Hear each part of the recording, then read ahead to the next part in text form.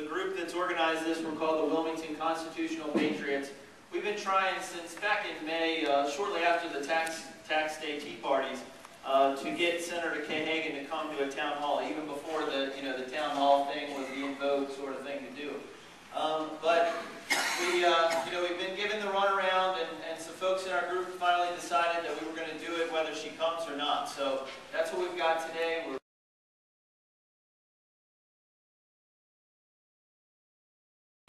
I live on Oak Island. I'm a registered independent.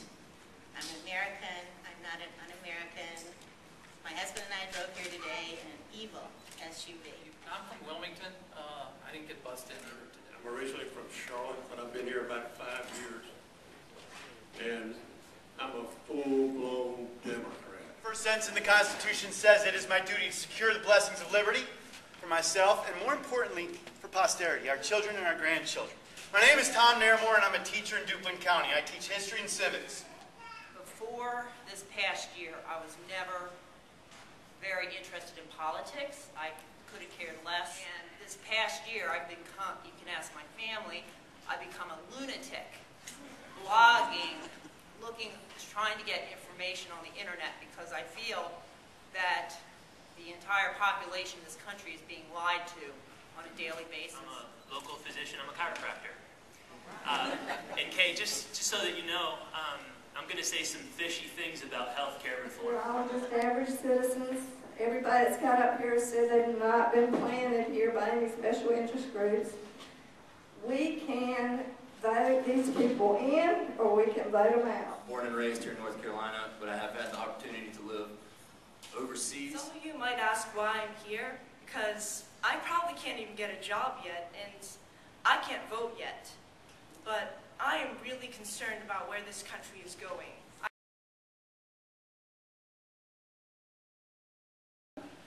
I do not believe that big government is good for America. I appreciate the things coming from Twitter, but like it says, read the bill. I mean, 50 pages a day. This is one of the most monumental spending bills in our country's history. And if we want to make a change, we have to understand it. And it seems that our elected officials don't. And if we don't know what they're voting for, how can we vote for them? I have to drive up to an automobile that has an Obama sticker on it and kind of cock my head half over and just wonder, why haven't they taken the sticker off of their automobile? The only reason you're proud of this guy and for what he's doing is because you have no idea what he's doing. Exactly. That's the only reason, because you're ignorant and you haven't gotten into the research like some of us have. There are 2 ways we can control costs of this health care whole thing. Number 1, tort reform. The other way we could control costs is to allow insurance across state lines. Why can't AMA has sold out to the government. The AMA will have all their wages set, whether you're a specialist, whether you're just a regular GP or a foot doctor. Can you imagine a cardiologist getting paid the same thing as, say, a podiatrist?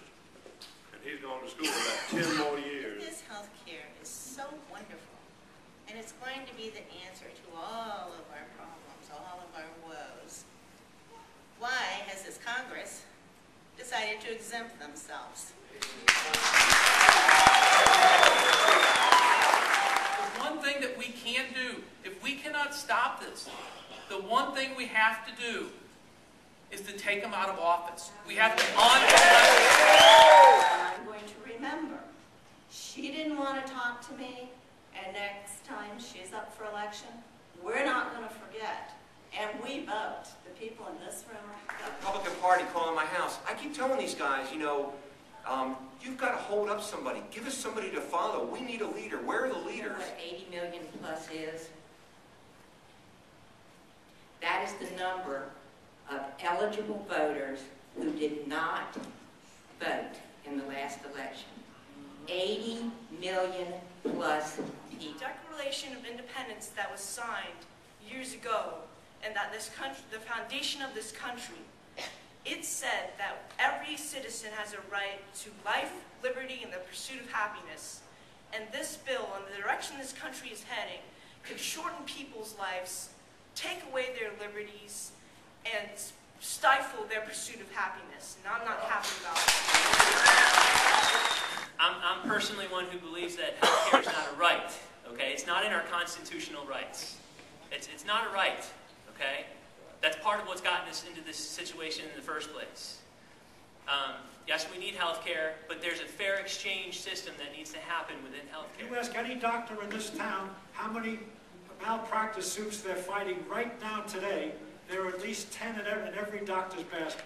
Big government is always more expensive and always less efficient. Peter Singer, Cass Sunstein, and Ezekiel Emmanuel, Rom's brother. All three seem to dislike children. And I want to know if children are born handicapped, medical or physical or whatever their handicap might be, are they going to get the treatment or are they going to be treated the same as us seniors? Thank you. I am handicapped. Unborn babies and old people seem to be less valuable in this bill. It seems to me they won't be allowed to see a doctor as much as other people. Will I be treated as less important too? Please promise me that you'll protect handicapped people. God made us all.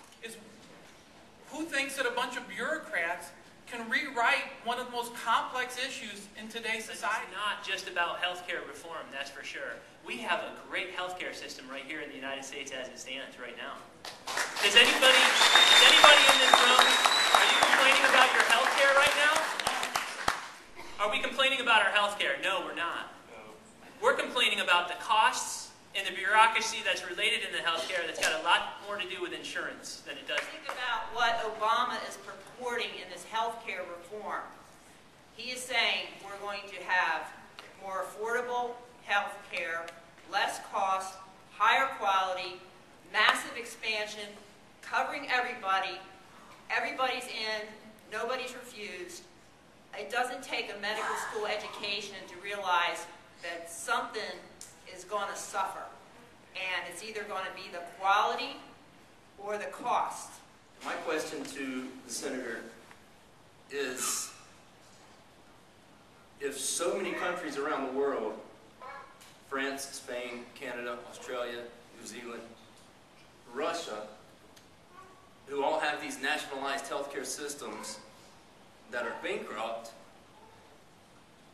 do our politicians believe that they are so intellectually superior that they can run it better and keep it from going bankrupt and the same problems than the entire rest of the world? Social Security and Medicare are both Ponzi scams, like what Madoff had. If you don't realize that, do research on how these things are created. They're Ponzi scams. And a Ponzi just doesn't last forever. Okay? And if you look at the government and you say, what have you done? What have you run? Fannie Mae, Freddie Mac, Social Security, Medicare, Medicaid, the post office. Show me one thing that they have done right.